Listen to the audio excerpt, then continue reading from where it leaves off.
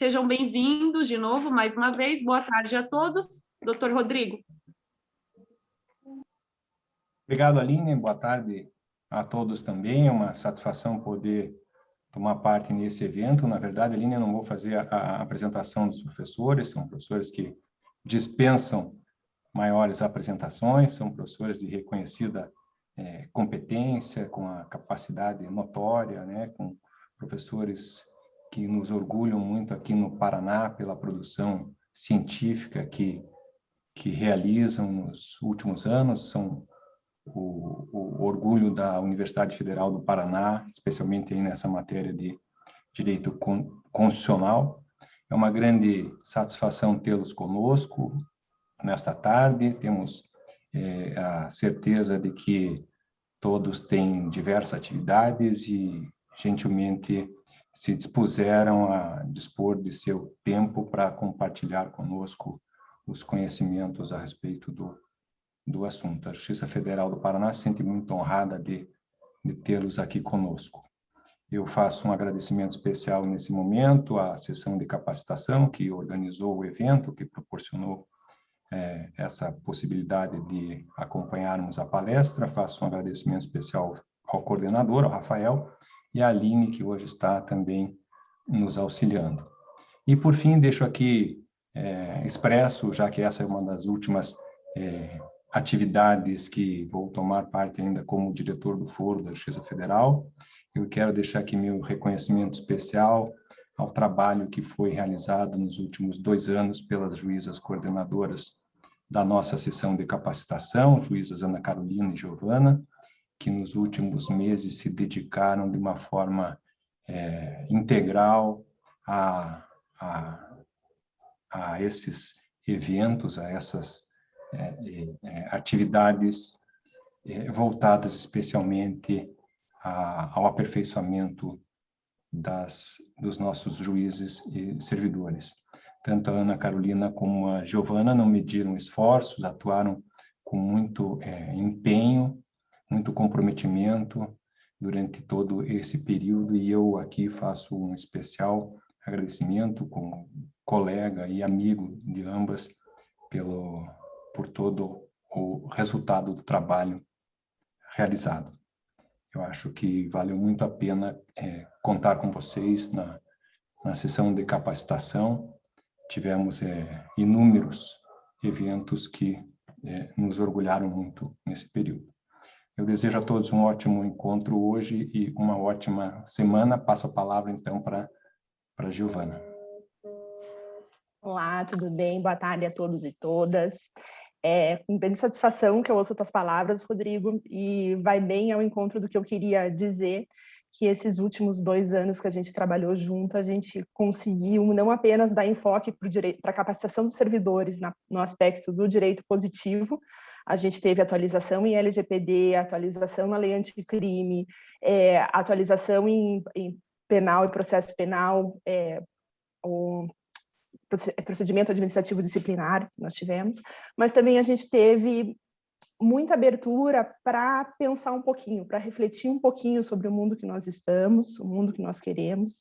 Então, desde a palestra do ano passado, a última palestra, no Apagar das Luzes, que foi com o professor Marçal, que ele falou muito sobre o trabalho da Greta, que muito nos surpreendeu, passando por questões do racismo estrutural, questão da igualdade de gênero, e agora a gente pensa um pouquinho sobre o direito constitucional.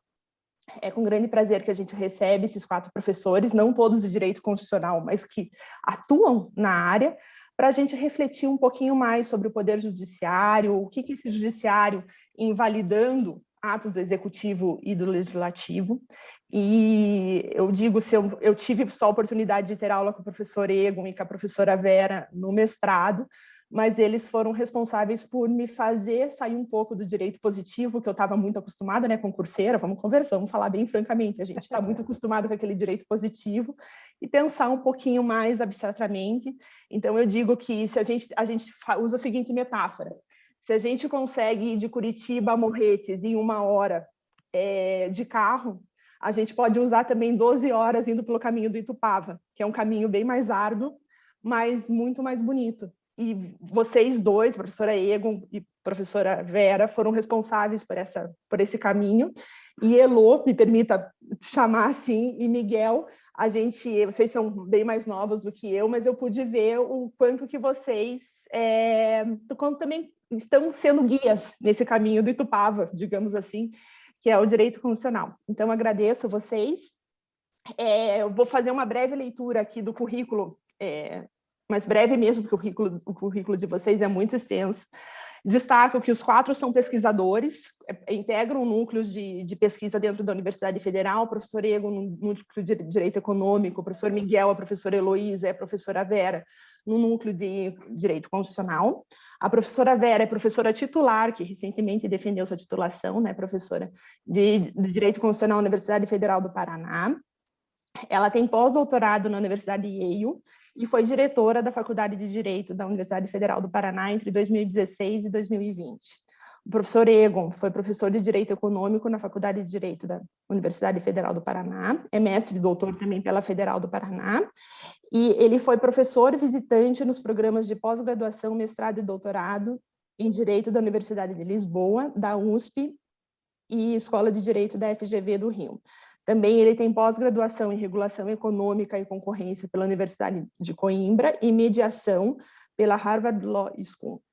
A professora Heloísa Fernandes Câmara é professora de Teoria do Estado e Ciência Política da Universidade Federal do Paraná, é mestre e doutora também pela Federal do Paraná, é Visiting Research no King's College London e é pesquisadora no Núcleo de Direito Constitucional da Federal. E o professor Miguel é professor de Direito Constitucional da Universidade Federal do Paraná, mestre também doutor pela Federal do Paraná, com pesquisas em Harvard e na Faculdade de Direito de Buenos Aires, e também integra o Núcleo de Constitucionalismo e Democracia da Universidade. Passo a palavra, então, para o professor Egon, para que nos ensine. Imagina. Muito boa tarde a todos e todas. Eu gostaria de aqui ressaltar a minha satisfação em estar aqui conversando com vocês, cumprimentar o doutor Rodrigo, a doutora Giovana, a doutora Ana Carolina, estou vendo aqui também outras pessoas conhecidas, cumprimentar a todos e todos.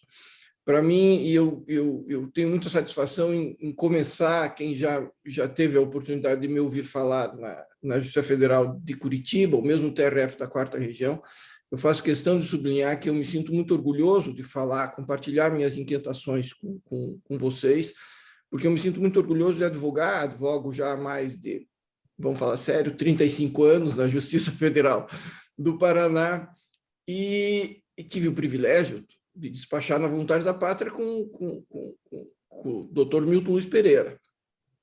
Então, eu tenho da Justiça Federal do Paraná orgulho de advogar, e me sinto muito alegre, muito feliz, muito contemplado, muito recompensado de poder vir conversar com vocês a respeito de algumas das nossas inquietações. Eu falo aqui nossas inquietações porque eu sei que são também do Miguel, da Heloísa, da Vera e minhas. Nós, Vera e eu, entramos na Faculdade de Direito da Universidade Federal do Paraná, subimos aquelas escadas que estão ali atrás da imagem do Miguel, em 1982, e nunca mais descemos.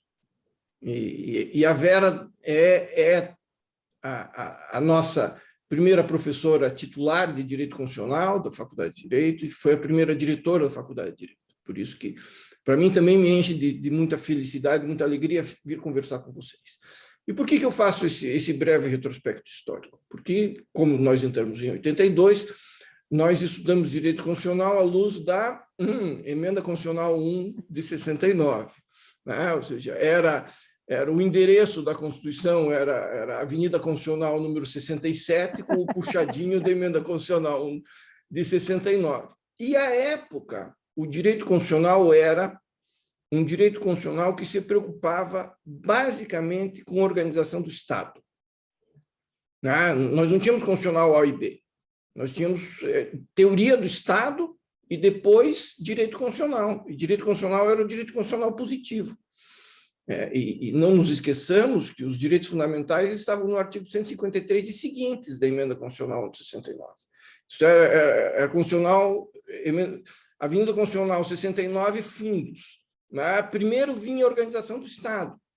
E era essa a grande preocupação do direito constitucional. Então, nós nos preocupávamos em saber funcionamento do Estado, um funcionamento descritivo, e ainda vivíamos uma época, né, que o livro do professor José Afonso da Silva, de aplicabilidade das normas constitucionais, é um livro de 78. Era uma coisa nova ainda. A gente ainda estudava as categorias de aplicabilidade e incidência das normas constitucionais. E era uma coisa muito acanhada. Então, isso nós não tínhamos na faculdade. Não tínhamos. E o direito constitucional, ele mudou bastante de lá para cá. Mudou bastante e instituiu desafios mais sérios do que os desafios que Vera e eu enfrentamos, que são os desafios que vocês enfrentam no cotidiano. Me permitam lhe chamar de vocês. Os desafios que o Miguel e a Heloísa enfrentaram nos concursos, enfrentaram no dia a dia, que são desafios diversos daqueles que nós tivemos ao nosso tempo. Então, a partir da época pós-88, e nós já estávamos aí com um par de anos de formado, pós-88, mudou-se o eixo principal dos estudos de direito constitucional. E nós temos duas constatações aqui. A primeira, e me perdoem isso, dizer essas coisas que parecem são tão óbvias para vocês, mas é importante que nós nos conscientizemos que até pouco tempo atrás não eram óbvias. E isso importa para que nós compreendamos o que se passa nos dias de hoje. Primeiro, o direito constitucional, a norma constitucional, como a base fundamental do sistema. Uma ideia de aplicabilidade da Constituição. Se vocês virem, por exemplo, a tese do professor Gustavo Binnenboim, Teoria do Ato do Direito Administrativo, é uma tese de doutorado que versa a respeito da aplicação imediata à Constituição em relações de direito administrativo. Isso é novo. Isso é novo. Isso é final dos anos 90. Até então, e por que se precisa escrever uma tese a propósito da aplicação do direito constitucional nas relações de direito administrativo? Simplesmente porque elas não eram aplicadas. Porque era algo de novo. Porque o constitucionalismo ainda não havia passado a habitar o nosso cotidiano. Ainda não havia integrado as nossas relações imediatas com a administração pública. Nós vivíamos ainda um mundo de uma legalidade um pouco mais fechada, um pouco mais estrita, um pouco menos rica em hipóteses, juízos de subsunção. Um segundo momento que nós podemos detectar agora com mais intensidade, creio, serão objeto das exposições tanto do Miguel quanto da Heloísa, é efetivamente a compreensão do direito constitucional, tendo como eixo central os direitos fundamentais, os direitos humanos. Isso não acontecia antes. Como eu já lhes disse, direitos humanos, imagine a disciplina de direito constitucional positivo, direitos humanos era uma disciplina do segundo semestre lá no finalzinho. E vamos lá, boa parte dos operadores de direito hoje, boa parte daqueles que estão nos tribunais, que advogam nos tribunais, são pessoas formadas nessa época. São pessoas que aprenderam o direito constitucional desse jeito. Isso é muito importante também que nós nos apercebamos disso. Então, a partir do momento em que se instalou essas duas novas chaves de conhecimento do direito constitucional, ou seja, o ordenamento como base jurídica, o ordenamento constitucional como a base jurídica do sistema e os direitos fundamentais como um eixo central, as coisas mudaram significativamente. E mudaram, num primeiro momento, de uma forma bastante expansiva. E o que eu digo de uma forma bastante expansiva? Uma forma bastante... Ora, vejamos a tese do hoje ministro Luiz Roberto Barroso, a tese de doutoramento dele sobre a aplicabilidade das normas de direitos fundamentais. Ele usa a construção dogmática do Barbosa Moreira sobre direitos fundamentais, sobre direito processual, para dizer que os direitos fundamentais estão positivados na Constituição, são imediatamente aplicáveis, e se houver pretensão resistida, deve-se recorrer ao judiciário, porque haverá de tutelar o direito fundamental desprotegido. Né? A culpa, portanto, do volume de processos que vocês têm é do Barroso. Né? Foi ele que escreveu isso lá atrás, depois teve até que escrever um artigo, quando ainda era procurador de Estado, ponderando as questões do que respeita a direito à saúde. É um belo artigo dele, né, que está disponível online. Dizendo... Então, isso é natural. É natural, essa expansão dos direitos fundamentais. O professor Luciano Tim publicou um artigo na revista Direito Público da Economia, que ele arrola hipóteses de aplicação de direitos fundamentais, por exemplo, não nos casos dramáticos que nós vivemos hoje, né, mas em situações normais de locação do imóvel que o sujeito não era despejado em vista da dignidade da pessoa humana. Em relações que envolviam, por exemplo, seguro, que o risco não estava coberto pelo seguro, mas em vista do princípio da dignidade da pessoa humana, havia sentença, acórdãos da Justiça Estadual do Rio Grande do Sul, se a memória não me trai, determinando o pagamento de seguros não cobertos, em vista da dignidade da pessoa humana. Isso é uma expansão, isso é natural. Isso é natural, porque a partir do momento que se expande, para a expansão, e as questões tendem a voltar a um ponto intermediário, que assim espera é o ponto ótimo que nós estamos vivendo hoje. Por que eu estou falando a respeito disso? Por que eu estou falando a respeito dessas minhas preocupações? Porque foram algumas preocupações que surgiram quando eu fui designado coativamente, mano militar, pelo meu chefe superior hierárquico, para lecionar direito constitucional na faculdade. Eu lecionei direito constitucional eu estou vendo aqui que tem pessoas que eu tive a felicidade de ter como alunos, né? Eu lecionei direito constitucional de 2007 a 2014. Né? A Vera e eu revezávamos períodos do noturno e do diurno. E quando eu fui lecionar direito constitucional, eu peguei os livros de direito constitucional que estavam disponíveis, e a maioria deles eram livros de autores que eu admiro profundamente, que manuseio até hoje, porque são valiosíssimas as obras. Todavia, eu constatei que eram os mesmos livros que eu tinha estudado sobre emenda constitucional no 69. Boa parte deles com a atualização do número do artigo. Espera um pouco, né? A gente tem uma Constituição diferente aqui. A gente tem uma racionalidade diferente. A gente tem um mundo constitucional diferente. A gente precisa de outras chaves mentais. E as minhas aulas, para o inferno dos alunos, eram só... não tinha livro, não tinha curso, eram só fotocópias dos temas de cada uma das aulas. E isso fez com que eu conversasse com a Vera, conversasse com o Miguel, conversasse com a Heloísa, e a gente fosse tentando reconstruir essas situações. Né? Porque não basta, se vocês me permitem esse desafio, não basta nós constatarmos que as coisas mudaram.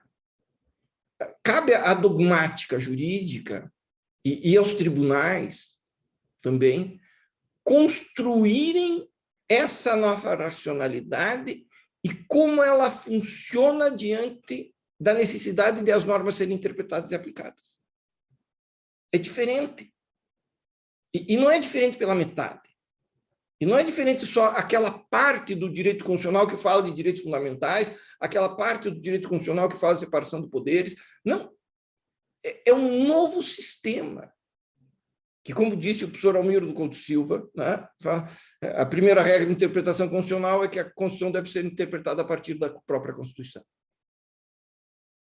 Né? Dia desses eu escrevi um artigo a respeito de aplicabilidade de diretrizes, vejam que legal, diretrizes da União em termos de saneamento básico e de normas de referência positivadas pela ANA em termos de saneamento básico. Uma agência federal positivando normas que vão incidir em municípios e estados. A União positivando um decreto que forçará a conduta de consórcios públicos, de municípios, de estados. Tá? E eu publiquei o artigo nas redes sociais e um acadêmico, um advogado, melhor dizendo, que eu prestigio muito, respondeu dizendo, olha, mas eu aqui estou citando um texto do eminente tributarista de São Paulo, que ele escreveu à luz da emenda constitucional 1 de 69. Sim. Mas a emenda constitucional 1 de 69, no tempo da emenda constitucional 1 de 69, não tinha o 241 da Constituição, que falava em convênio em princípio, não tinha o 174 da Constituição, que falava do Estado como agente normativo e regulador, não tinha a competência da União para instituir diretrizes em tempo de saneamento.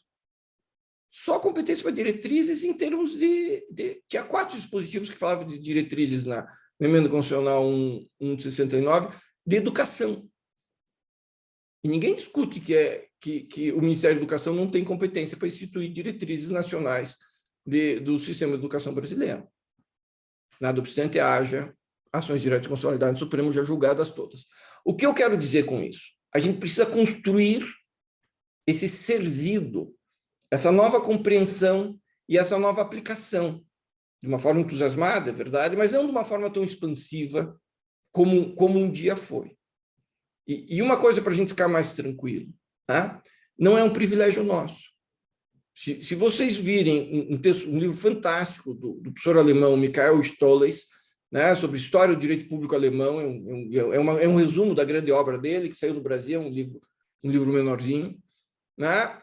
Ele diz, olha, a partir do pós-guerra, que a dogmática e os publicistas alemã começou a se preocupar com os direitos fundamentais. Antes, o direito constitucional era a organização do Estado. Uau! Recentemente, eu até compartilhei com a Vera, com o Miguel e com a Elô, uma entrevista de um gigante do direito público português, que é o professor Vital Moreira. Vital Moreira foi constituinte 2 vezes. Né? Foi juiz do Tribunal Constitucional Português. É professor catedrático da Universidade de Coimbra. Ele foi constituinte lá em 76. A entrevista dele, uma parte para comemorar os 45 anos da Constituição Portuguesa, a entrevista dele, ele disse, olha, uma das coisas importantes da Constituição de 76 é que a Constituição passou a ser compreendida como norma fundamental, como base objetiva de todo ordenamento. Então, esses desafios são desafios comuns a todo o constitucionalismo contemporâneo. Se não tiver desafio, é porque as pessoas não estão entendendo direito o que está acontecendo. Né? É por isso que é bom, e na verdade essa minha mera introdução, nesses 15 minutos que eu já cumpri, é para, em primeiro lugar, alertar a todos nós que existe muito a ser estudado, e que é muito importante que a gente estude, e que é muito importante que a gente não pare de estudar o direito constitucional. E que existem desafios muito sérios, e me perdoe o pleonasmo, desafios muito desafiadores, mas esses é para gente grande. Então, por isso, eu devolvo a palavra à Giovana, para Vera, Miguel e Heloísa contarem para a gente o que vem por aí. Muito obrigado pela atenção. Obrigada, professor. Professora Vera, por favor. Boa tarde a todas e todos. Gostaria de inicialmente saudar o doutor Rodrigo Kravetz e a doutora Giovana Maier. Estendo a doutora Ana Carolina, que infelizmente não está aqui, mas me antecipou que na sequência vai, né, acompanhar essa discussão pelo registro que vai ficar. Gostaria de saudar também a Aline, que está dando, né, o suporte para nós. Eu vejo aqui a doutora Thais Sampaio, né, foi minha orientanda lá no mestrado, a doutora Stephanie Willi, nossa aluna, doutora Tani Wurster, enfim, eu vejo aqui rostos que me fazem sentir absolutamente em casa, e certamente é uma grande responsabilidade falar para todas e todos vocês, e sobretudo depois do Egon, né? Mas vamos lá. Eu, certa vez, fui convidada a falar para os juízes do trabalho, juízas e servidores da Justiça do Trabalho, sobre interpretação constitucional. Interpretação. Aí eu cheguei lá e disse, olha, eu não tenho nada a falar para vocês sobre interpretação, vocês é que têm a falar para mim sobre interpretação, porque vocês fazem isso todos os dias. O exercício cotidiano, né, dos juízes, juízas e respectivos assessores e assessoras é construir sentidos diante dos casos que, né, que lhes são dados a resolver. Então, não sou eu, né, uma professora de direito constitucional que vai lhes ensinar a interpretar o direito. Falei, então vamos começar pelos problemas que vocês veem no exercício cotidiano da jurisdição e que luz eu, como pesquisadora e professora, posso jogar sobre esses problemas que vocês sim manejam todos os dias. Então, eu faço aqui voz a tudo que disse o Egon, mas sublinhando isso que ele já destacou, né? Vocês constroem sentidos e soluções, não, claro, são provocados e provocadas a fazê-lo, mas e a nossa função aqui, a função desse livro, né, desse curso que nós estamos também oferecendo à discussão, é colocar alguma luz para isso que é a prática cotidiana de vocês. Eu agradeço, então, reitero o meu agradecimento pelo honroso e generoso convite para esse evento que reúne servidores da Justiça Federal, acerca de um dos temas que é mais central da teoria e da dogmática constitucional, qual seja o papel contra-majoritário, eu prefiro falar não majoritário, do Poder Judiciário e a sua legitimação democrática. Esse tema ele atravessa o livro que nós acabamos de escrever, a 8 mãos, na medida em que boa parte dos constitucionalistas segue preocupada em defender ou criticar decisões controversas do Poder Judiciário, sobretudo em matéria constitucional, tanto decisões concentradas na jurisdição constitucional do STF ou decisões difusas, né, na jurisdição em geral. Decisões que estão diretamente relacionadas, né, ao papel contra ou não majoritário do judiciário, sua legitimidade, o que eu traduzo também na tensão entre constitucionalismo e democracia, que diz respeito, num sentido mais amplo ainda, à justificação do nosso arranjo constitucional democrático. E por que esse tema é tão central e controverso?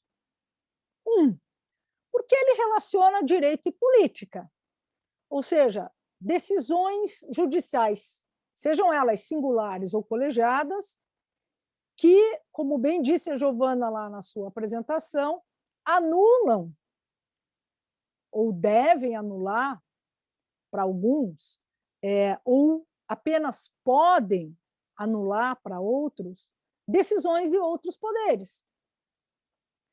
Especialmente decisões em matéria constitucional, né? De juiz singular, de juíza singular, ou das cortes constitucionais, ao serem demandados, sobretudo em matéria de direitos fundamentais, como bem disse o Egon, isso está no coração hoje da nossa existência comum, né? Decisões em matéria de direitos fundamentais, decisões que conferem direitos, e, ao fazê-lo, singularmente ou colegiadamente, levantam esse problema que o Alexander Bickel chamou de a dificuldade contra-majoritária.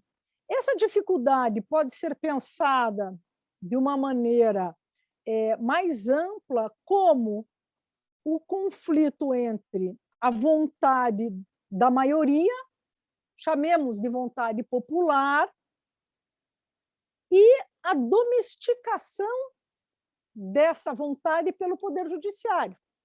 Então, a domesticação da vontade da maioria por uma minoria. Eu posso colocar esse dilema ou esse conflito nesses termos. Portanto, toda vez que o judiciário toma uma decisão, sobretudo em matéria de direitos fundamentais, sejam estes quais forem, né, para a gente usar uma... A gente assume no livro, por exemplo, que todo direito, seja ele singular, vai ter uma dimensão coletiva e vice-versa. Então, a gente não usa aquela classificação tradicional de direitos de primeira, segunda, terceira e quarta geração, porque eles são coimplicados. Então, sejam quais direitos forem, toda vez que o judiciário toma uma decisão acerca destes, né, toda vez, portanto, que ele responde a uma demanda, os efeitos dessa resposta afetam direta ou indiretamente a todos.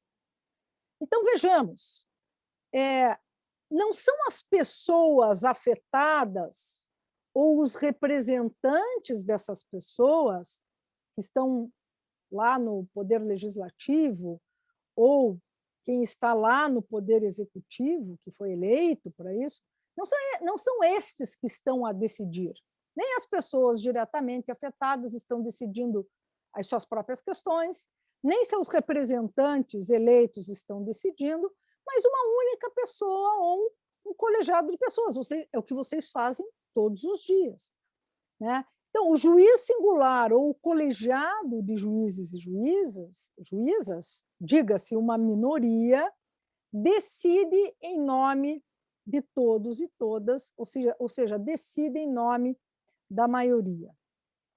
E finalmente, o que justifica que a maioria decida pela minoria, né? Em que reside a legitimidade dessa minoria que decide pela maioria? Eu quero partir de um exemplo aqui. Recentemente chegou para mim uma decisão do ministro Fachin, né? E para nós é muito caro citar uma decisão de um professor da nossa casa, professor estimado, professor titular da nossa casa. Então, recentemente chegou para mim uma decisão do ministro Fachin, onde ele reconheceu a repercussão geral sobre o tema 1031, num recurso extraordinário que tratava da posse indígena, né? Terra ocupada tradicionalmente por comunidade indígena, e as possibilidades hermenêuticas, ou seja, né, os sentidos do artigo 231 da Constituição e também da tutela constitucional do direito fundamental indígena às terras de ocupação tradicional. O equacionamento jurídico da questão, nessa tese de repercussão geral, trouxe para o julgamento justamente essa proteção do direito à posse de terras pelas comunidades indígenas, que, segundo o ministro Fachin, é substrato inafastável do reconhecimento do próprio direito de existir dos povos indígenas. Sem entrar no mérito, porque, infelizmente, não há tempo, né, e nem é o caso de fazê-lo aqui, do mérito da decisão, o que me interessa, e por isso eu dela me valho, é sublinhar a atuação do juiz constitucional em atribuir sentido à Constituição, ao construir o sentido do artigo 231 da Constituição, na medida em que a aplica, nesse caso, relativamente ao modo de ser e viver indígena, ao colocar sob específica garantia, e aqui eu cito literalmente o voto do ministro, ao colocar sob específica garantia a cultura e identidade dos índios, além de assegurar o modo tradicional de ocupação das terras. E aí o ministro afirma em seu voto: autorizar a revelia da Constituição a perda da posse de terras, das terras tradicionais por comunidade indígena, significa o progressivo etnocídio da sua cultura, pela dispersão dos índios integrantes daquele grupo, além de lançar essas pessoas em situação de miserabilidade e aculturação, negando-lhes o direito à identidade, à diferença em relação ao modo de vida da sociedade envolvente, expressão maior do pluralismo político assentado pelo artigo 1º do texto da Constituição.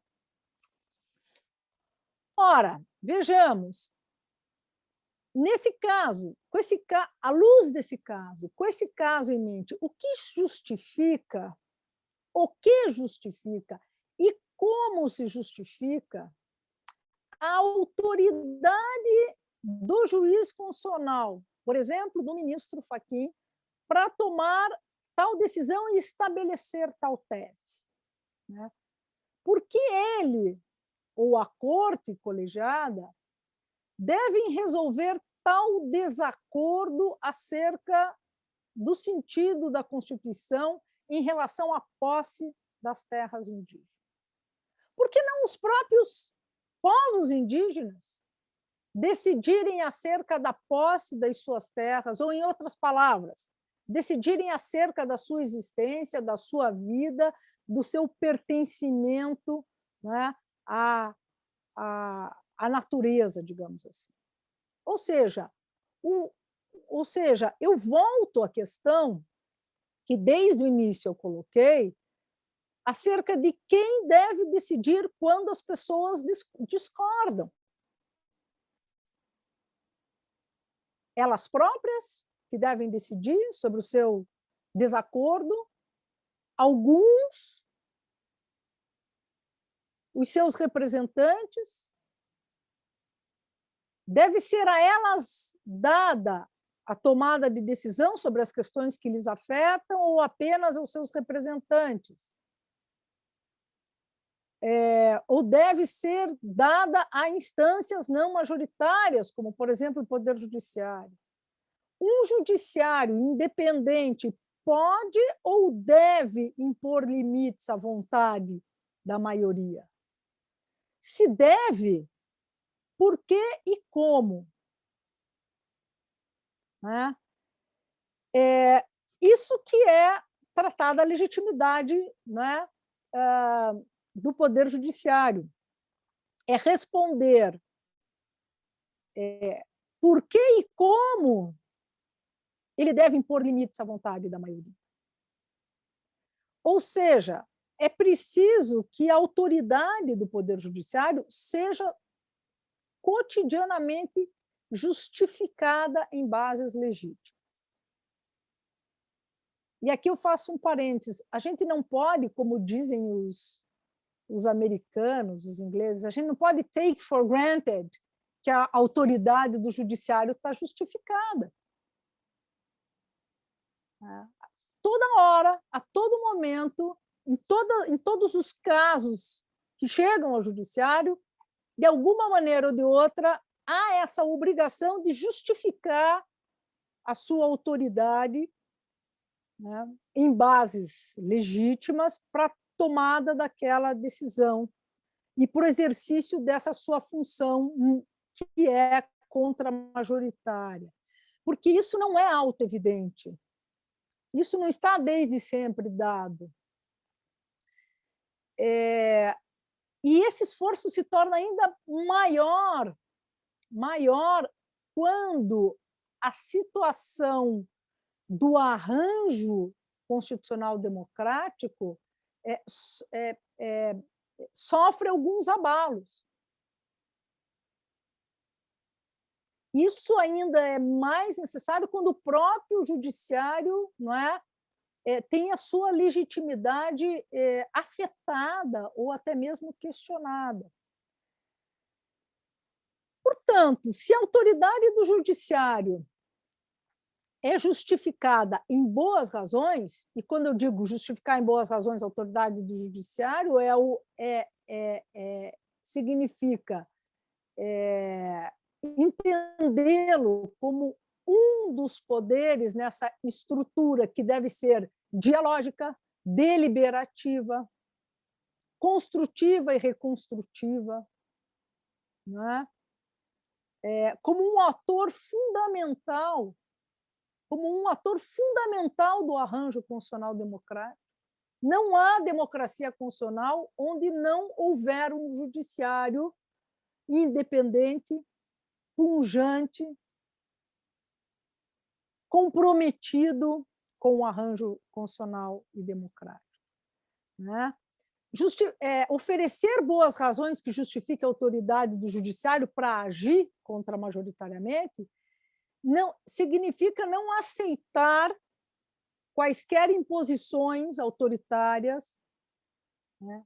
Funcionar de maneira deliberativa, quando for o caso, estruturalmente falando, levar a sério a forma colegiada de deliberação, oferecer argumentos e a exaustão, testar esses argumentos à exaustão, diferente nós, por exemplo, o sistema brasileiro, diferente, por exemplo, do sistema do common law, não assume expressamente a ideia de testes, né? Mas nós temos testes, as decisões, quando são elaboradas e construídas, isso que vocês todo dia fazem, vocês testam os argumentos, ainda que a gente não chame isso de teste, mas testá-los é muito bom na construção do melhor argumento, né? Se cabe em determinado parâmetro. Isso é feito toda hora. Então, volto a dizer, justifica-se a função contramajoritária em bases legítimas e democráticas, não é? Respeitando, portanto, a sua independência, autonomia, a sua forma argumentativa de oferecer razões.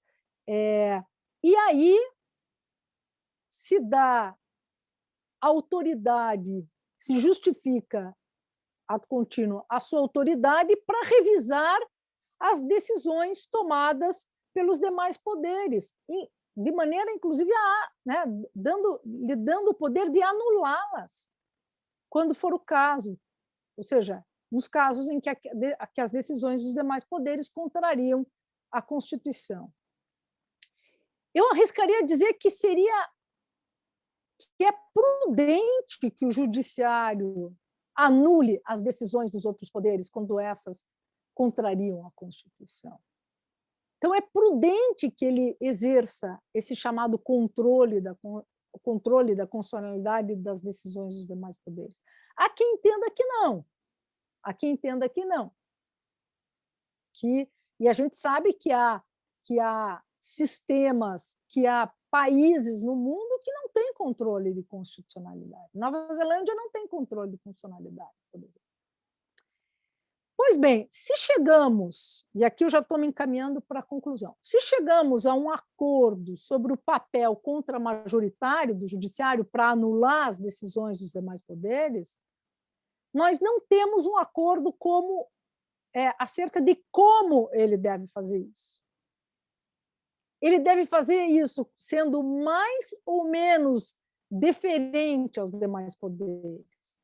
Ele deve fazer isso sendo mais ou menos discricionário na tomada de decisão, e por aí vai.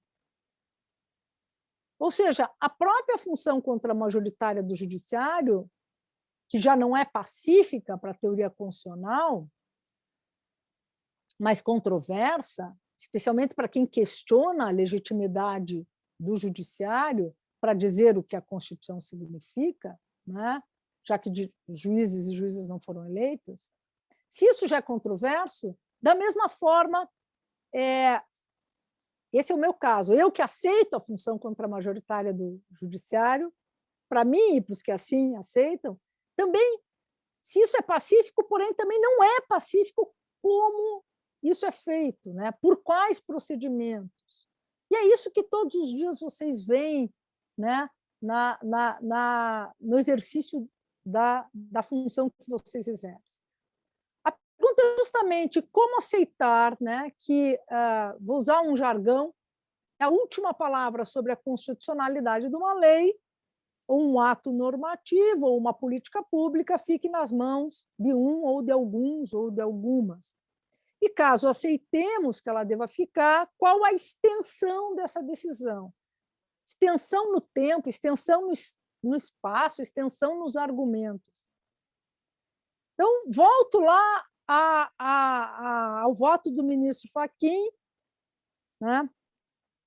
A despeito da orientação que o órgão ambiental do Estado de Santa Catarina tinha dado, o voto diz que os direitos territoriais indígenas, aqui eu estou citando, consistem em direito fundamental dos povos indígenas e se concretizam no direito originário sobre as terras que tradicionalmente ocupam, sob os seguintes pressupostos, e essa tese deve vincular os demais entendimentos acerca do tema. Olha a extensão disso.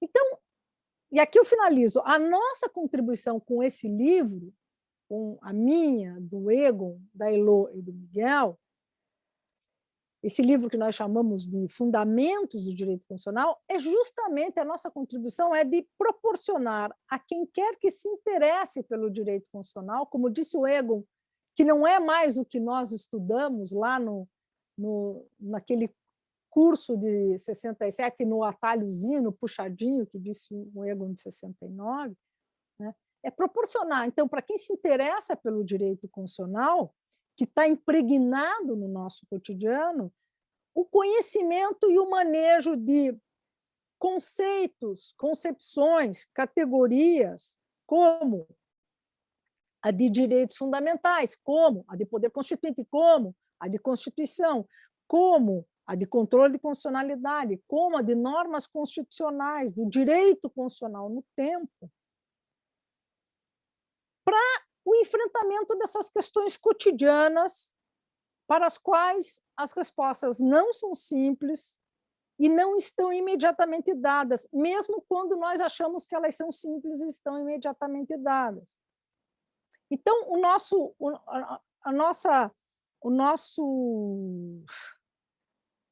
propósito é que não só aos especialistas, mas sobretudo aos especialistas, mas para qualquer cidadão e cidadã, né, se possa abrir esse curso aqui, esse livro, e refletir acerca dessas categorias, conceitos e concepções, para pensar a sua vida cotidiana. E para o especialista, para o aplicador, para a aplicadora do direito, para vocês, né, o nosso objetivo é provocar a reflexão, o debate e oferecer alguns possíveis caminhos que nós não temos como dizer é o caminho, porque quem vai dizer se é ou não é são vocês. A gente só abre a perspectiva e vocês, né, abrem os caminhos que também são, digamos, retomados e reabertos a cada decisão tomada no cotidiano do exercício da jurisdição, que vocês, como ninguém, e melhor do que ninguém, conhecem, né? Então, era esse o meu breve comentário, acho que eu também já passei do meu tempo, e estou aqui junto com os meus queridos amigos e amigas, interlocutores, também aberta aí para uma conversa no desdobramento, né, das demais apresentações. Obrigada. Obrigada, professora Vera, é sempre muito bom ouvi-la. Eu passo a palavra agora para a Heloísa, que vai complementar um pouquinho do que a professora Vera e o professor Egon nos contemplaram. Oi, boa tarde a todos, boa tarde a todas. Tarefa difícil, complementar o que os meus professores falaram, meus orientadores a propósito. Mas vamos lá, eu queria começar reiterando os agradecimentos feitos Então, ao convite, agradecimento ao Dr. Rodrigo, à doutora Giovana e aos magistrados e magistradas servidores que disponibilizaram esse tempo para que nós possamos dialogar. Esse diálogo para a gente é extremamente importante, o livro foi lançado há um mês, talvez, e nós estamos nesse momento justamente ouvindo e vendo qual que é, em que medida ele conseguiu endereçar as questões e fez sentido para os leitores. Então, a minha fala, ela vem bastante na esteira da fala da professora Vera, que é pensar o tema que nos foi proposto, né? Então, papel contramajoritário do Poder Judiciário, a legitimação democrática, e a partir disso eu vou endereçar de um assunto que vocês conhecem muito bem e muito provavelmente melhor do que nós quatro, que é a questão da judicialização da saúde. Então, a minha proposta aqui é trazer algumas linhas sobre o tema de judicialização, pensando nesse contexto atual, contexto pandêmico, e falando como que nós podemos entender esse tema a partir do olhar do direito constitucional, quais alternativas possíveis, enfim, e é um tema complexo, vocês sabem melhor do que ninguém, é um tema que o Judiciário, a Justiça Federal trata há muito tempo, e já estava no radar de vocês, e desde 2009, com a audiência no STF, está no radar de todos os estudiosos do direito, isso sem sombra de dúvida, e não só, né, da ciência política, políticas públicas, tem todo um corpo bastante amplo de pessoas estudando isso. E por que eu me atrevi a falar para vocês que estão lidando com isso diariamente, sem exagero, sobre esse assunto? Porque as questões centrais do direito constitucional estão ali colocadas, que é justamente a questão de direitos fundamentais, aquilo que o Egon havia falado no início, né, que é um ponto central do direito constitucional, a questão sobre o papel do judiciário, então esse papel contramajoritário e majoritário em alguns aspectos, limitações orçamentárias, então esse debate sempre, e também debate sobre a justiça, a igualdade e a dignidade, tema esse que o Miguel falará logo na sequência. E eu lembro, antes de começar a parte mais específica, a Giovana já falou que nós fizemos no mesmo período o mestrado, e é sensacional conversar com quem está atuando com o direito na perspectiva de decisão, que é isso que a Vera citou bastante. Uma conversa com a Giovana, faz o quê? Uns 10 anos, talvez? Eu lembro muito bem você contando um caso e os desafios que vinham a partir daí, e que não são respostas nem um pouco fáceis. Então, vamos tentar entender alguns dos aspectos desse fenômeno. Obviamente, eu não proponho nenhum tipo de decisão final ou a resposta correta, mas subsídios para que nós possamos entender em várias facetas a situação. Então, a saúde, começando a falar sobre um cenário de direito à saúde ou judicialização da saúde, pré-pandêmico não seria o melhor termo, mas num sentido estrutural, ou seja, não direcionado ou não relacionado diretamente à pandemia. Então, a saúde é um direito social, mas não é só.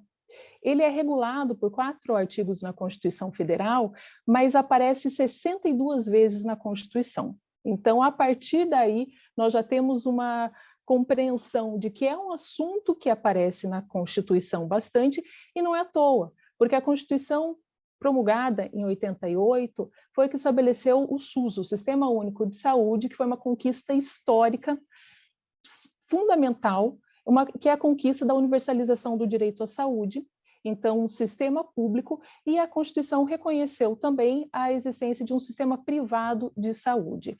Então, esse arranjo, que não é um arranjo fácil, passa por uma intensa rede de regulamentação e passa também, obviamente, pelo alcance do que é direito à saúde e de quem é responsável por arcar. Esse é um assunto que todos nós temos algum tipo de compreensão, porque em algum momento da vida precisaremos de algum atendimento, e nós sabemos que com o aumento da tecnologia e o aumento dos custos, talvez, no momento que precisarmos desse atendimento, não esteja disponível, seja no sistema público ou seja no sistema privado, caso os tenham. Então, a magnitude do direito à saúde, ou da saúde, também, a magnitude econômica, também é bastante grande. Tem estudos que estabelecem que mais ou menos 10% do PIB é gasto anualmente com o sistema, seja gastos públicos ou gastos privados. Isso é importante também para pensar que numa sociedade complexa, altamente complexa, que há recursos escassos, essa é a nossa premissa. E não há recursos escassos somente porque nós estamos no Brasil. Sempre haverá recursos escassos. Isso traz uma demanda por negociação e uma dificuldade de estabelecer quais são as prioridades. Então, quais são as prioridades em termos de saúde? A prioridade é atendimento básico, é atendimento mais complexo, a prioridade é, enfim, construção de mais hospitais. E, nesse sentido, muitos desses casos que trazem uma dificuldade de estabelecer essas demandas por justiça e esses conflitos que podem surgir daí, muitos desses casos acabam no judiciário. Um exemplo, que é um único caso, mas é um caso bastante emblemático, foi o da substância, que não pode ser chamada de remédio ou de medicamento, que é da fosfoetanolamina. E eu falo bem devagar, porque se eu tentar falar rápido, não vai dar muito certo. Como é um assunto conhecido, essa substância, que durante um período foi conhecida como a pílula do câncer, ela foi vendida, de certa maneira, como a solução para essa doença, e num período de 8 meses, houve cerca de 13 mil liminares solicitando essa substância, que, repito, não era sequer um medicamento, uma vez que não tinha passado pelos critérios mínimos estabelecidos pela Anvisa. Então, aí é um caso, talvez extremo, mas que mostra a complexidade quando algumas demandas chegam ao judiciário e não chega uma ou duas, mas chega uma quantidade bastante grande e que demanda uma resposta que muitas vezes ela traz uma complexidade e posições absolutamente diferentes entre si.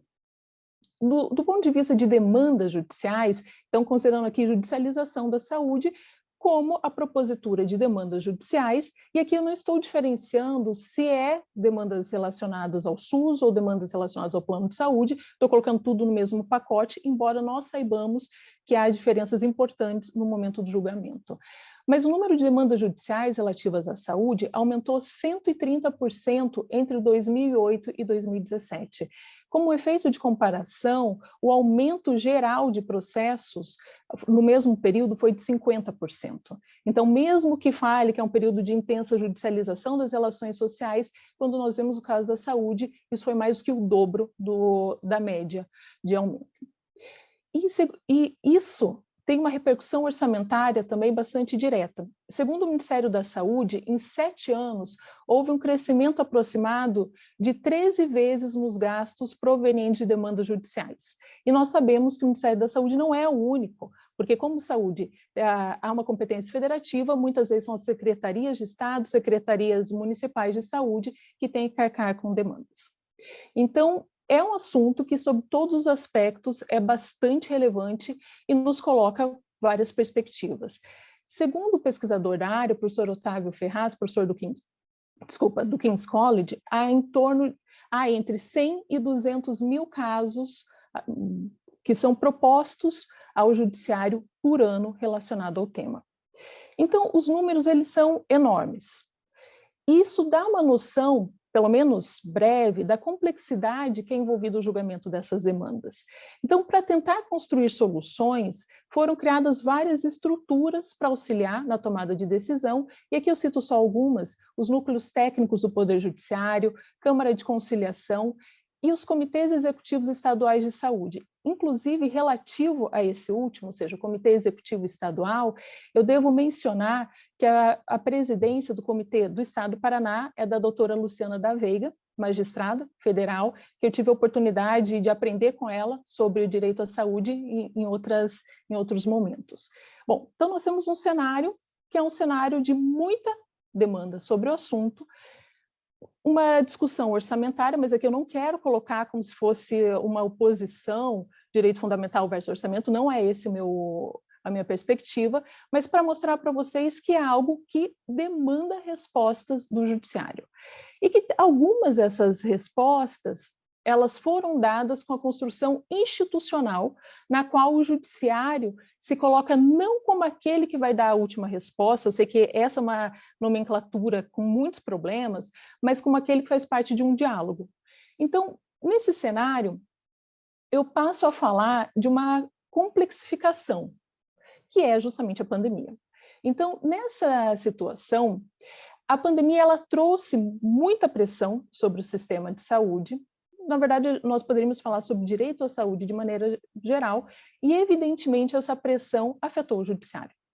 Então, no contexto mais amplo, nós temos parte dessa pressão que vem pela perda de orçamento do SUS, que há estimativas que colocam que desde a aprovação da Emenda Constitucional 95 de 2016, o SUS teria perdido ou teria deixado de receber em torno de 30 bilhões, que é bastante coisa. E nesse descompasso, então, já há uma questão orçamentária complexa. Então, nessa situação, quando há perdas ou quando há decisões discutíveis, e eu já chego nesse ponto, é muito natural o recurso ao judiciário. Então, alguns dados do STF mostram que desde março de 2020, há mais de 8.500 ações em andamento referente à Covid-19. Mais de 10.600 decisões e mais de 5.000 processos classificados como de alta complexidade, impacto e repercussão. Então, de novo, nós estamos num cenário que colocou ainda mais pressão no tema de saúde. Vários casos, eles foram judicializados, como eu falei, algo esperado que assim acontecesse. Como exemplos desses casos, nós temos vacina, então, toda a questão sobre a possibilidade de compra de vacina por entes privados e a necessidade, obrigação de doação ou não ao SUS, solicitação de leitos, especialmente leitos de UTI nas fases mais críticas da pandemia, relembrando que algumas dessas decisões não tiveram nem a possibilidade de produzir efeito diante da ausência absoluta de leitos. Houve também casos relacionados a pleitos judiciais de pessoas com comorbidades, mas que não estavam na lista de vacinação estabelecido pelo Ministério da Saúde, pedido de fornecimento de medicamentos de alto custo, que foram comprometidos, ainda que estivessem no RENAME, mas foram comprometida a entrega por questões orçamentárias, questões relativas à exigência de empresas de vacinação de seus funcionários, enfim, é um universo bastante vasto. E a situação atual, que não é uma situação confortável, nós estamos com quase 500 mil mortos Covid, e menos de 12% da população brasileira vacinada, que eu estou considerando as 2 doses, essa situação só não é pior porque nós temos a estrutura do SUS, que é uma estrutura com um conhecimento técnico bastante forte e porque há práticas institucionais muito bem sucedidas. Então, em âmbito nacional, e aqui eu quero chamar a atenção de um diálogo entre judiciário e executivo, a conversa entre esses poderes, e como exemplo eu cito o Fórum Nacional de Saúde, no âmbito do CNJ, que editou a Resolução 388 de 2021, estruturando os comitês estaduais de saúde. Então, o objetivo é padronizar a estrutura e funcionamento dos comitês e facilitar o diálogo entre as instituições com os diversos atores do sistema. Então, e eu trago aqui a resolução como exemplo que quando se fala sobre o Poder Judiciário, não necessariamente nós estamos falando por via de uma decisão judicial, mas muitas vezes o fomento a esses diálogos é uma parte central para pensar em práticas, em políticas públicas relacionadas à saúde de uma maneira mais consistente, de uma maneira mais robusta. Então, nesse sentido, ao tentar padronizar a estrutura, os comitês se pretende que eles identifiquem e supram as falhas da política pública local. Ou seja, a ideia é não judicializar, é fazer com que essas políticas públicas sejam melhores justamente para evitar o não fornecimento de serviço e, portanto, a judicialização que adviria daí. Então, além das complexidades, das demandas relacionadas à pandemia, mantiveram-se solicitações de saúde de forma ampla, inclusive porque isso é algo que se espera, já está sendo visto, se espera no cenário pós-pandêmico, que haverá o aumento. Bom, meu celular acabou de me avisar que meu tempo acabou, mas já encerro. Então, já é esperado que haverá bastante judicialização no período pós-pandemia, porque muitas dos cuidados relacionados à prevenção ou ao tratamento precoce de doenças não foram tomados, seja por receio das pessoas de saírem de casa, seja por uma ausência orçamentária mesmo, porque recursos foram direcionados ao tratamento COVID. Então, é de se esperar, o judiciário continuará recebendo uma quantidade bastante grande de demandas. E aí, para encerrar, então deu quase certo, por uns 2 minutos, para encerrar, eu volto à pergunta, que é o tema da nossa fala hoje, que é basicamente o seguinte: o que o título da fala é Papel Contramajoritário do Poder Judiciário e Legitimação Democrática. O que o ensino do direito constitucional tem a ver com isso? E aqui eu quero propor algumas possibilidades de resposta. Então, em primeiro lugar, o ensino do direito constitucional deve levar em consideração a historicidade das normas, e aqui eu ressalto o papel do SUS, a criação que veio de um processo social muito forte, que foi absorvido essa pressão na Constituinte de 88. Conhecer esse histórico é importante para nós pensarmos o alcance e ter a interpretação constitucionalmente adequada sobre o direito à saúde. Como segunda possibilidade de resposta, sabemos que não tem resposta simples. Então, não dá para falar a judicialização é boa ou é ruim por si só, porque depende de diversos fatores e situações aos quais, obviamente, eu não falarei agora. Como terceiro ponto, se o papel do judiciário, de um lado, não é, e de fato não é, o Egon falou isso bastante, a diferença da compreensão das normas, então o papel do judiciário não é simplesmente chancelar todas as ações, omissões do executivo, tampouco é agir sozinho na esfera de políticas públicas, sob risco de criar insegurança e dificultar a construção de políticas coerentes. Então, nem se omitir e tampouco ser aquele que deve ser o principal responsável por prover essas respostas. Quarto item, então, como desdobramento desse item acima, cabe ao judiciário participar, estimular, fomentar diálogos institucionais e sociais nesse e em outros temas complexos e fundamentais. Felizmente, nós temos experiências muito bem-sucedidas nesse ponto. Como quinto e último item, o direito à saúde nesse contexto igualmente escancarou os dilemas relacionados ao federalismo em suas várias vertentes, ou seja, o direito constitucional nos ajuda justamente a compreender quais dilemas são esses para possibilitar respostas mais adequadas. Então, o ensino do direito constitucional, e não só o positivo, não só as normas que ali estão na Constituição, mas as teorias a partir da sua historicidade, ligados, aqui eu queria ressaltar, análises empíricas sobre o funcionamento das cortes.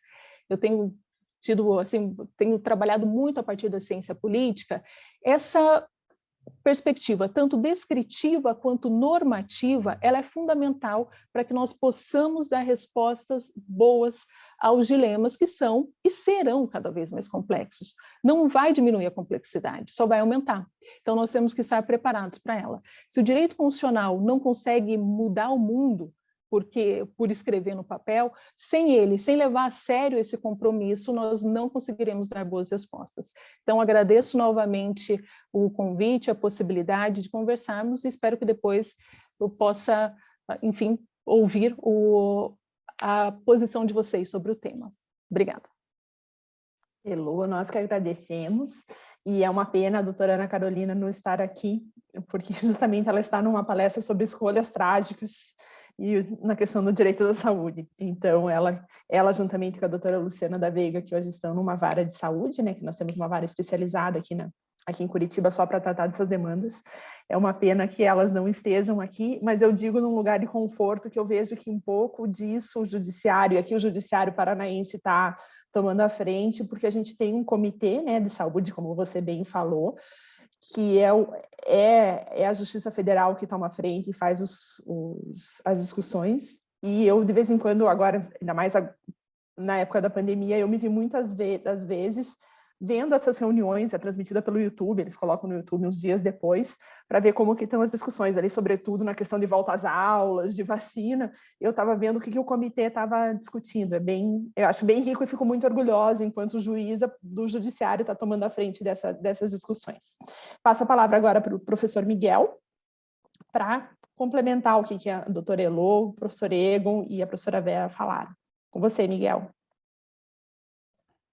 Legal, obrigado, doutora Giovana. Obrigado pelo convite. Aproveito para agradecer também a doutora Ana Carolina, que não pôde estar aqui, mas agradeço formalmente pelo convite para estarmos todos aqui na Justiça Federal. Doutor Rodrigo Kravetz, obrigado, um prazer. Essa é a Justiça Federal que abriga ex-ilustres alunos aqui, como você, doutora Giovana, que fez graduação e mestrado na Federal, doutor Rodrigo Kravetz, que se formou lá, a doutora Tani Wuster, a doutora Thais Sampaio, que estava aqui com a gente até agora, e hoje está lá no Supremo Comício Fachin, doutor Guilherme Roma Borges, a minha esposa, a doutora Stephanie Willi, que ama a Justiça Federal, a Paula Nascimento, com quem eu trabalhei lá no Supremo, Marcela Ferrari, enfim, essa Justiça Federal que abriga nossos colegas também, professores, doutor Ricardo Rachid de Oliveira, doutor Vicente Paula Taide Júnior, e eu faço essas menções porque é uma alegria poder escrever um trabalho desses, com esses professores sensacionais. A professora Vera, minha professora, que me formou, que me orientou durante toda a minha trajetória, o professor Egon, a professora Heloísa, e poder apresentar um pouquinho deles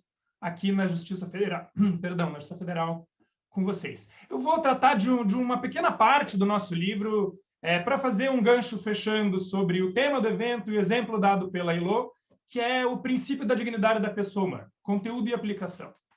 Vocês sabem, o princípio da dignidade da pessoa humana ele é muito comumente tratado como algo amplo, profundo, e em que cabe tudo e se vai até onde se quer. Mas não é assim. Não pode ser assim.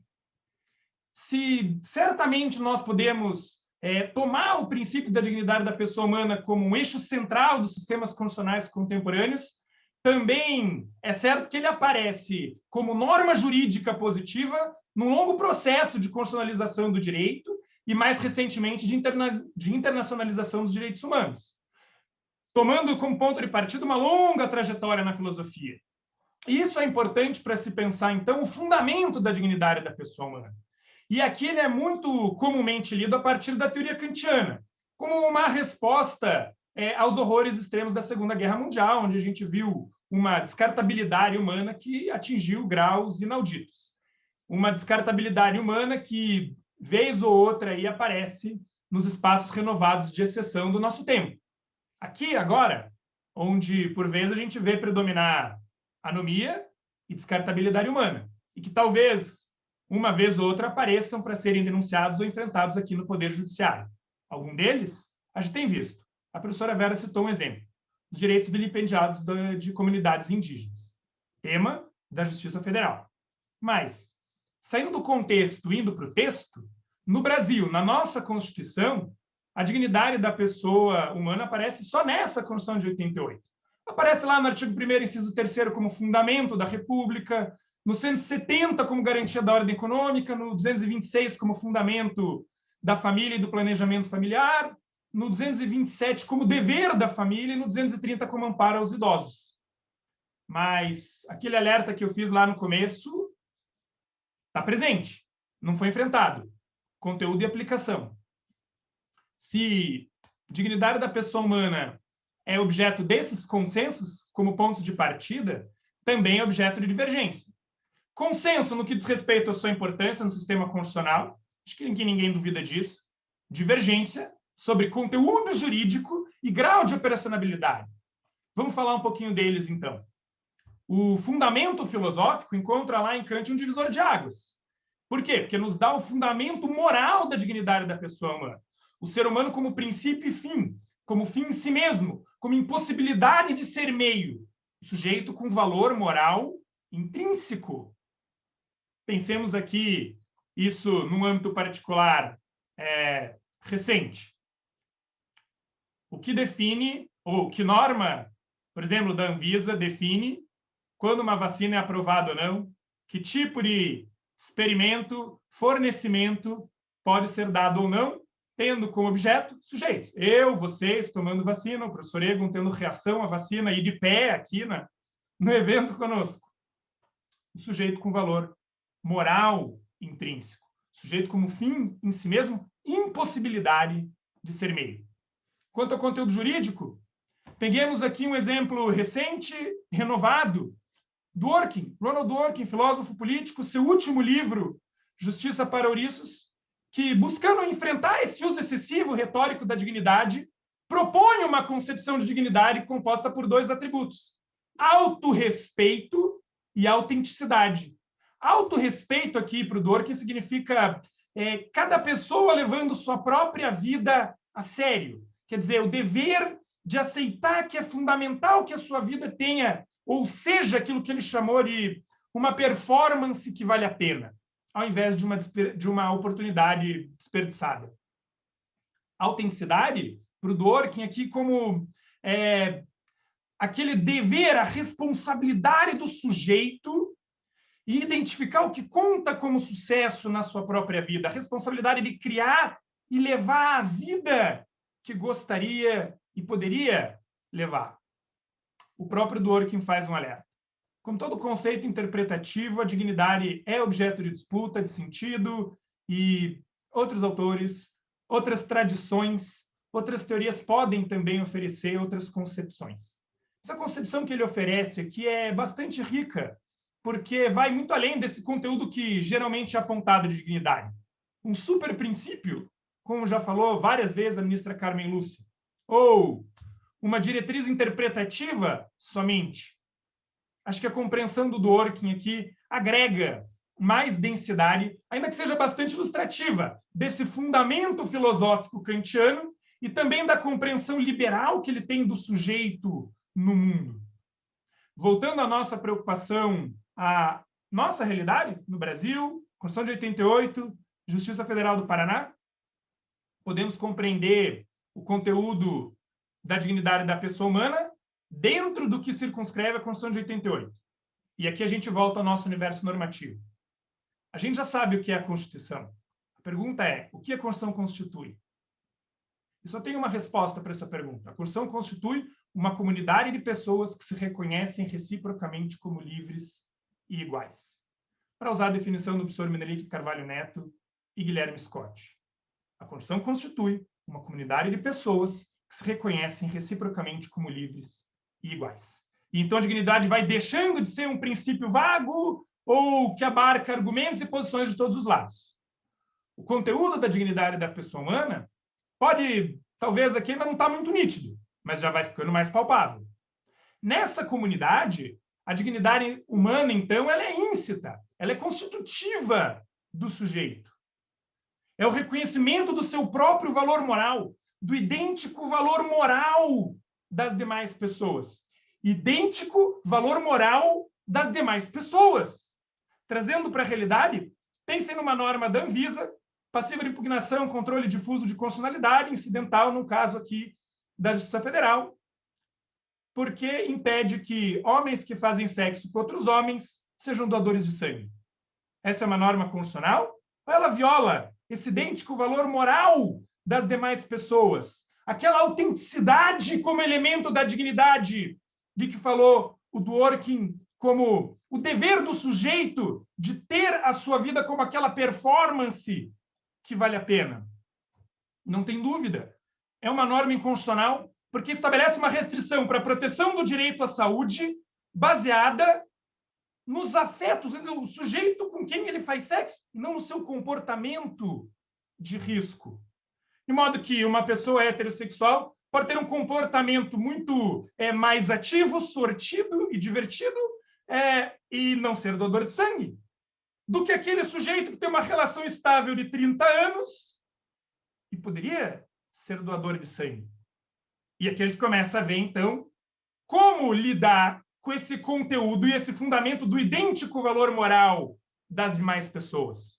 Quer dizer, dignidade da pessoa humana aqui constitui e protege o sujeito de forma integral, na qualidade de pessoa vivente, na sua existência concreta. Pode ter limitações? Sem dúvida, com base no seu comportamento, não nos seus interesses. Comportamento de risco pode fundamentar a norma restritiva, mas não com base no gênero da pessoa com qual ele se relaciona.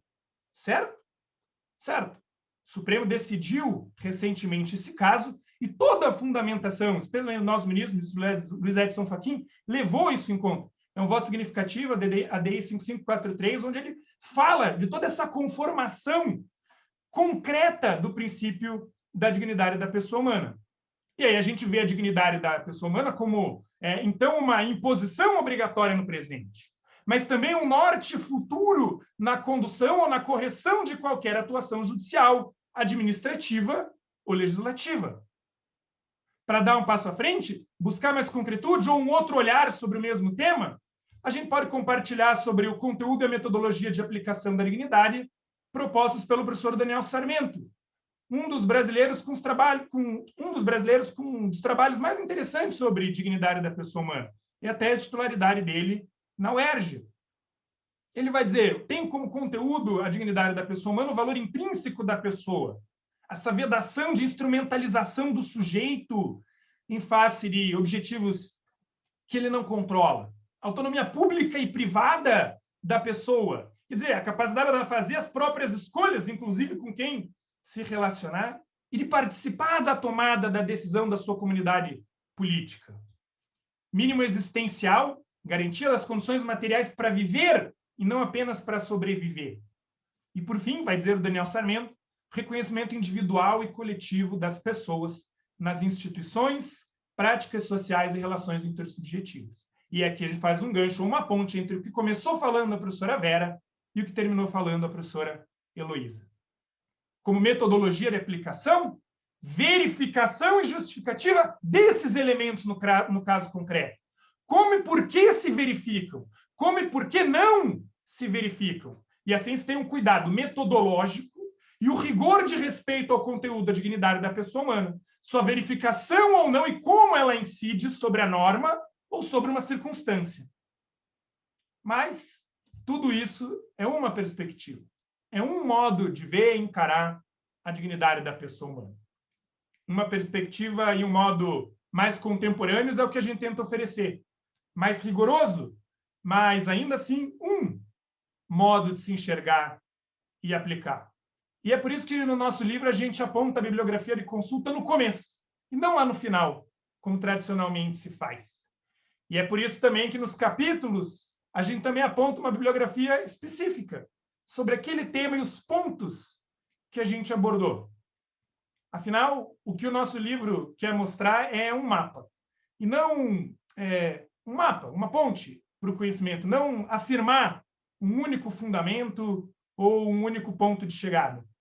Eu diria que, ou nós diríamos que se esse livro pudesse ser comparado a uma viagem, ele não seria aquela de paisagens ou de passeios individuais, paisagens específicas com guia especializado, explicações minuciosas. Esse livro seria como aquela viagem que a gente faz num ônibus multicultural que passeia pelos principais pontos turísticos, que oferece a possibilidade de você descer na parada que mais gostou e depois voltar ao seu passeio. Mas, como sempre, sempre há mais de um caminho a ser seguido. E nós apresentamos aqui alguns e oferecemos ainda o mapa para outros caminhos possíveis. Espero que vocês aproveitem a viagem que escolherem fazer. É isso. Obrigada, professor Miguel. Certamente vamos aprender muito com o livro, que está aqui já. Até a gente, nenhum de vocês falou concretamente sobre o livro, ficam falando do livro, então eu apresento o livro aqui, Fundamentos do Direito Constitucional. Agradeço os 4 professores e vou abrir com a pergunta da doutora Thaís Sampaio, que teve que se retirar, ela tinha uma outra reunião. Vou fazer e faço primeiro para o professor Egon, daí se a professora Vera, a professora Heloísa, o professor Miguel quiserem complementar, fiquem à vontade, tá certo? Como a lei, a LIMBD pode auxiliar, se é que pode, nessa conformação da necessidade de justificar a legitimidade do exercício da jurisdição constitucional, especialmente nos casos de efetivação dos direitos sociais? Muito bem, pergunta sensacional. Eu já tive a oportunidade de, em outras ocasiões, falar a respeito da LINDB, da nova LINDB, e a doutora Thaís sempre faz perguntas sensacionais. Para mim, as melhores perguntas são as que não têm resposta, que fazem a gente quebrar a cabeça e tentar resolver alguma coisa. Eu tenho para mim que a lei de introdução traz muita coisa, né? E traz assuntos da mesma dignidade normativa, em termos infraconstitucionais ao menos da questão de sucessão de leis no tempo, né? Todos nós aqui sabemos que a lei nova revoga a antiga, né? Da questão de ato jurídico perfeito, conjugar direito adquirido, né? Que, vamos lá, né? Nem sempre existiram no caso brasileiro.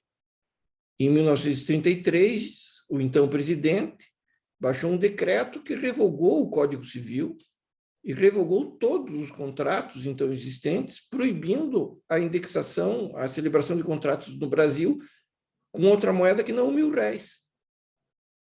A moeda, o mil-réis tinha acabado de sofrer uma desvalorização de 40%.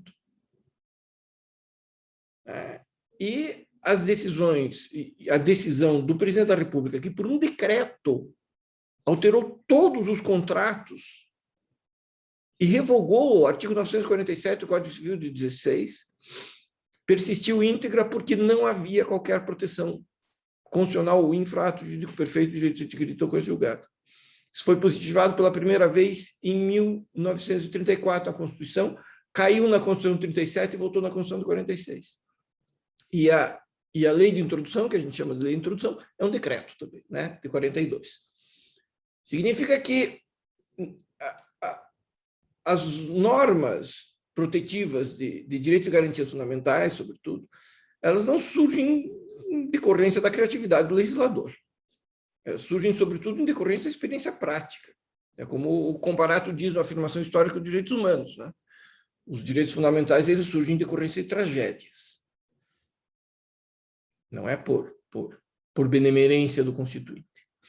Essa pergunta da professora Thais, portanto, eu acho que ela tem um ponto de partida. E é uma percepção minha, há quem pense de forma diferente, mas na mesma toada do alerta que o meu querido Miguel fez agora, né, na bela palestra que me antecedeu. E digo eu aqui, né, eu não sou professor de religião, né, não precisam seguir a minha crença e tenha assegurado seu lugar no céu. Aqui é o lugar para nós discutirmos, para nós debatermos, não para lançar verdades absolutas. Eu acho que essa é a função do professor. O que me parece? A lei de introdução ela é efetivamente um pressuposto de validade. Ela não é um metacritério hermenêutico. Ela não é uma ilustração de como pode ser feito aquilo ou isso. Ela é um pressuposto de validade de decisões administrativas ou judiciais ou de controle externo. Senão, ela vira perfumaria. O que a lei de introdução traz? Ela traz alguns parâmetros que circunscrevem determinadas decisões de controle externo, sejam elas judiciais, sejam administrativas, e controle interno também, e exige determinadas consequências, avaliação de determinadas consequências para a validade delas. E elas fazem com que nós precisemos refletir a respeito de como se examinar e como se decidir. E aqui eu cito o Castanheira Neves, professor já aposentado da Faculdade de Direito de Coimbra, que ele diz que os fatos são um prius metodológico na aplicação do direito. Né? E todos nós aqui sabemos, mais vocês do que nós, que não somos juízes. Né? A parte mais importante da petição são os fatos. Né? O sujeito que não faz uma descrição de fatos, não adianta ficar 3 páginas citando uma enciclopédia jurídica e de decisões, porque... Então, se os fatos são tão importantes para a cognição da causa, eles são também importantes para o conteúdo da decisão. E é isso que diz a lei de introdução. O juiz tem que avaliar, quando anular, o artigo 21, quando anular alguma decisão, alguma coisa, tem que avaliar as circunstâncias do caso, as alternativas disponíveis e o dia seguinte. O outro artigo cuja memória não me acode, que fala que é necessário examinar as circunstâncias reais que envolveram o administrador quando da tomada daquela decisão. É outro assunto, e esse eu vou pegar esse artigo, que é o 28, se a memória não me trai, da questão da responsabilização em caso de erro grosseiro ou dolo, essa limitação. E por quê? Vejam que interessante isso. A Vera, quando fez a exposição dela, ela falou a respeito dos novos desafios cognitivos que nós temos, né? Os desafios, por exemplo, e ela falou essa expressão, do poder constituinte. O poder constituinte que eu estudei, eu posso lhes dizer, não é o mesmo que existe hoje. Há tempos atrás, eu participei de um TCC na Faculdade de Direito da Universidade Federal do Paraná, orientado pela professora Melina Fachin, que era de controle de convencionalidade. Aí a pergunta que eu fiz, a aluna adorou, eu volto e me encontro com ela, ela comenta isso comigo, os anos já se passam. Qual é o conceito de poder constituinte para você ter controle de constitucionalidade? Se você diz que a norma se integra à Constituição. Qual é o teu conceito de poder constituinte? É um poder constituinte que fala outro idioma, que precisa ser traduzido,